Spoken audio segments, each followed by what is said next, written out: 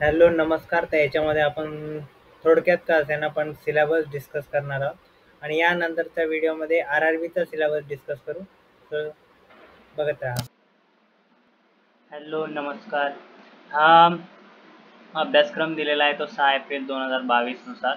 त्यामध्ये हा खरा तर सिलेबस पूर्ण दिलेला आहे. औषध निर्माता शासकीय वैद्यकीय महाविद्यालय, महाराष्ट्र वैद्यकीय शिक्षण व संशोधन सेवा, गट ब, फार्मसिस्टसाठी.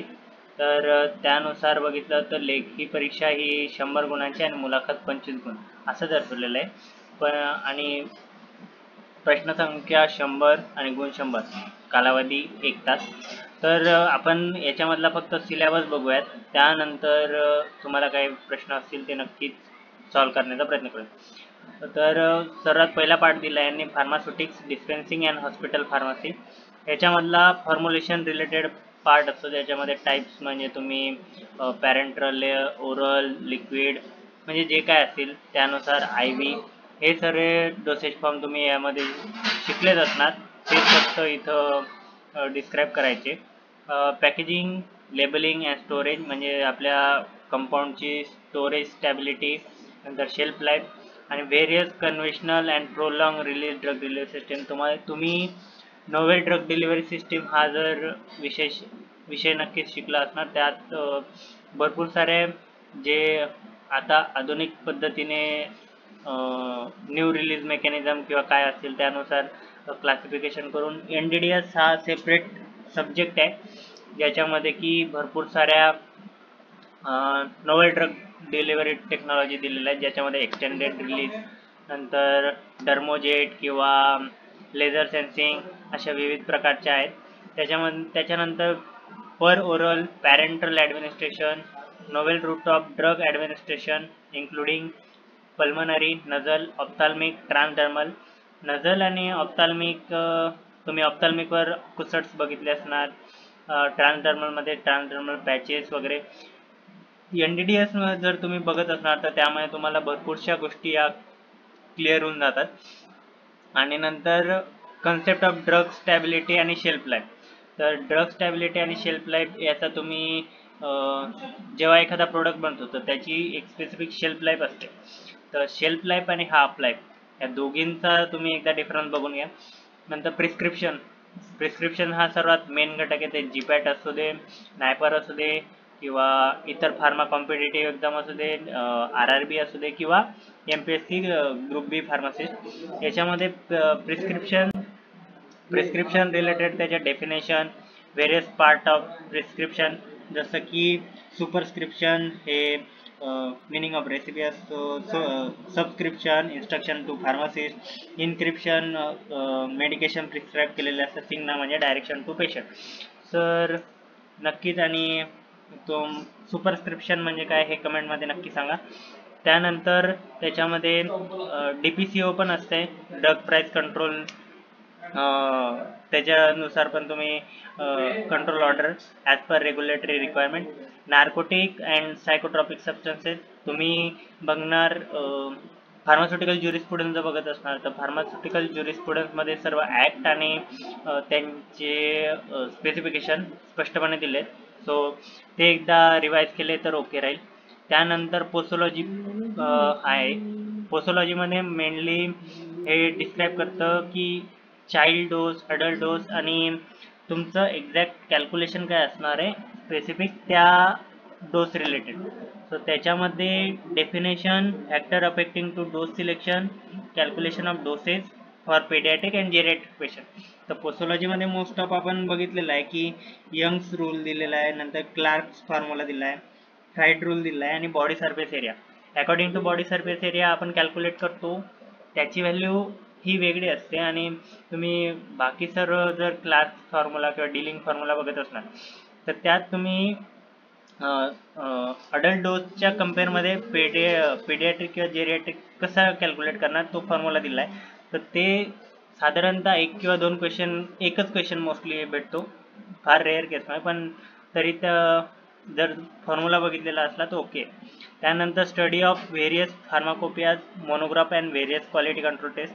मोस्ट ऑफ लिमिट टेस्ट आपल्या ज्या असतात त्या लिमिट टेस्टमध्ये मोस्ट ऑफ आपल्याला भेटून जातात.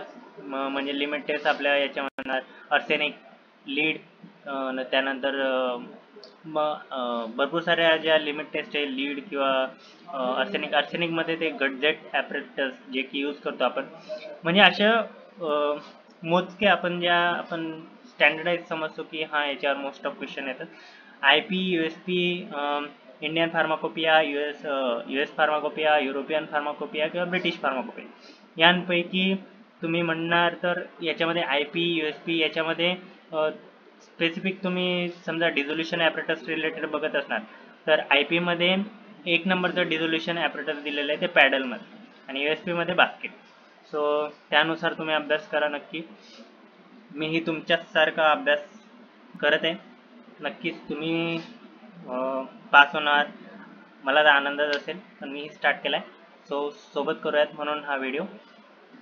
स्टराईल प्रोडक्ट्स हे मोस्टली रिलेटेड आहे तुमचं मायक्रोबायोलॉजी, बायोकेमिस्ट्री आणि त्या रिलेटेड. तर त्याच्यामध्ये क्वालिटी कंट्रोल टेस्ट किंवा मेथड ऑफ स्टरलायझेशनमध्ये म्हणजे ते आपण ऑटोक्लेव्ह यूज करतो किंवा काय यूज करतो किंवा हॉट एअर ओव्हन बाकी यांच्यासाठी आहे. स्पेसिफिक मी सर्व याच्यासाठी नाही म्हणते. नंतर टेस्ट फॉर स्टेरिलिटी, नंतर ते टेस्ट फॉर पायरोजन्स म्हणजे विल्डार कोएफिशियंट, म्हणजे मी पण बोलताना मे बी चुकत असेल. तर भरपूर साऱ्या टेस्ट आहेत ज्या की आपल्याला फॉर स्टेरिलिटी आणि पायरोजनसाठी यूज होतात. Concept of asepsis and maintenance of aseptic condition, central sterile supply department म्हणजे CSSD and its functioning. Microbiological media म्हणजे बघणार तर तुम्ही प्रिपरेशन अँड स्टरलायझेशन, ज्याच्यामध्ये मायक्रोबायोलॉजिकल मीडिया हा अगार प्लेटवर बनतो. तर अगार मीडिया नंतर आहे जो नंतर सोया लिस्टिन अगार पण असते वाटते. तर एकदा ते बघा, सोया किसिन असं काहीतरी. नंतर लिगेचर अँड सचर्स, ॲब्झॉर्बेबल, नॉन ॲब्झॉर्बेबल हे डिपेंड करतं. त्याच्याबद्दल तुम्ही वाचणार तर लगेच कळून जाईल. हॉस्पिटल अँड ड्रग स्टोअर, ज्युरिस्प्रुडन्स जर वाचत असणार तर त्यामध्ये तुम्हाला बऱ्याच प्रमाणात समजतं की स्पेसिफिक इतका एरिया पाहिजे. जर तुम्ही एखादा फार्मसी स्टोअर ओपन करत असणार, स्पेसिफिक लेआउट पाहिजे, स्पेसिफिक डिझाईन पाहिजे आणि त्याच्यामध्ये किती स्टॉक पाहिजे किंवा काय परचेस पॉलिसी वगैरे ते सर्व तुम्हाला जे लागणार असेल तर ते तुम्ही सर्व शिकणार ते हॉस्पिटल अँड ड्रग स्टोअरमध्ये. क्लिनिकल फार्मसीमध्ये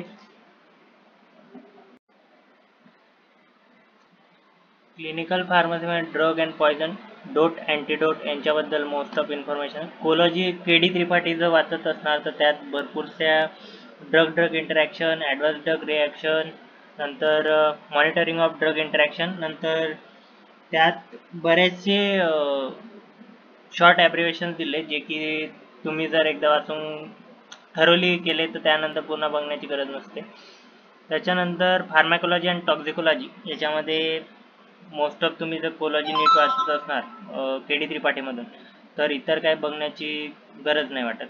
ज्यात concept of health and disease ज्याच्यामध्ये तुमचे अँटीव्हायरल, अँटीफंगल, नंतर अँटीबॅक्टेरियल, अँटीबायोटिक हे सर्व येतात. अँटीबायोटिकमध्ये तुम्ही पेनिसिलिन, सिफॅलोस्पोरिन, नंतर अदर क्लासेस ऑफ ड्रग आहेत ते मोस्टली बघू शकतात. नंतर फर्स्ट एड इमर्जन्सी हे सर्व तुम्हाला KD त्रिपाठीमध्ये सुरुवातीचा पार्ट वाचला तरी मोस्ट ऑफ कन्सेप्ट तुमच्या क्लिअर होतील. ज्यामध्ये पॉयझनिंगबद्दल लास्टमध्ये दिलं आहे गेस, तर ते एकदा बघून घ्या. नंतर pharmacology and following classes of drug हे मोस्टली KD त्रिपाठीमध्ये स्पेसिफिक पूर्ण डिस्क्रिप्शन सहित दिलं आहे. तर नक्की एकदा जर KD त्रिपाठी पूर्ण नाही त्यातले स्पेसिफिक टॉपिक जे की इथं मेन्शन केले ते जरी बघितले तरी okay. Anti hypertensive, anti anginal agent, anti hyperlipidemic agent, cardiotonics, anti allergics, anti diabetics ज्याच्यामध्ये मेटफॉर्मिन, ग्लिप्टिन क्लास वगैरे हे सर्व येतात.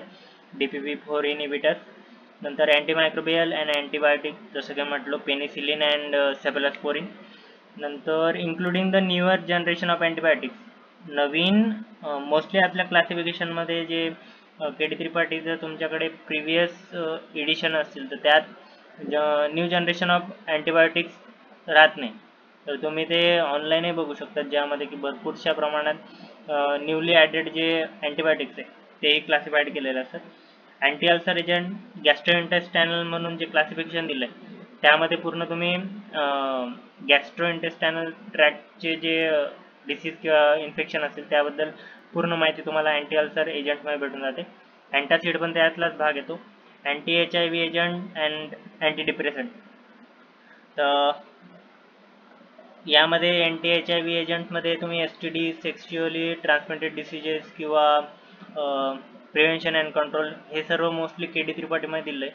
तर ते वाचलं तर सर्वात उत्तम पर्याय म्हणून तोच आहे. क्लिनिकल टॉक्झिकोलॉजी म्हटलं तर सेम तुम्ही बेन्झोडायझेपिन, अल्कोहोल किंवा ओपियड्स किंवा बार्बिच्युरेट्स याबद्दल जे काही वाचत असणार ते तुम्हाला इनऑर्गॅनिक केमिस्ट्रीमध्ये मोस्टली भेटून जाईल, ज्यामध्ये हेवी मेटलची पॉइझनिंग किंवा आर्सेनिक, लीड, मर्क्युरी यां रिलेटेडची पॉइझनिंग असते. ती सर्व इन्फॉर्मेशन तुम्हाला इनऑर्गॅनिक केमिस्ट्रीमध्ये भेटेल. त्यानंतर बाकीचा पार्ट उरतो तो मॅथमॅटिक्स, लॉजिकल रिझनिंग आणि ॲप्टी.